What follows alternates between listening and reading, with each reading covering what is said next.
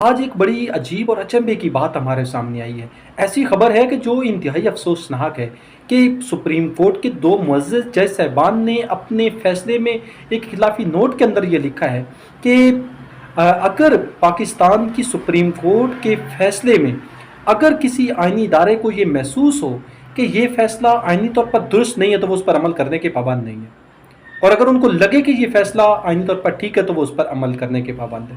اگر یہ فیصلہ آئینی طور پر درست ہے اور یا آئینی طور پر درست نہیں ہے، یہ فیصلہ اگر آئینی اداروں نے کرنا ہے تو پھر ہمیں سپریم کورٹ کے پاس جانے کی کیا ضرورت ہے؟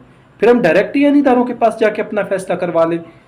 تو اس کا مطلب یہ ہوا کہ یہ تو ایک بغاوت ہے سپریم کورٹ سے کروانے کی۔ افسوس کے ساتھ مجھے یہ کہنا پڑتا ہے کہ ہر حکومت یہ کہے گی کہ یہ فیصلہ آئینی طور پر درست نہیں ہے، ہر آئینی ادارہ اگر اس کے خلاف ہوگا فیصلہ تو وہ کہے گا یہ آئینی طور پر درست نہیں ہے۔ یہ تو بغاوت کرنے کے مترادف ہے۔ ایسا فیصلہ نہیں ہونا چاہیے تھا۔ ایسا فیصلہ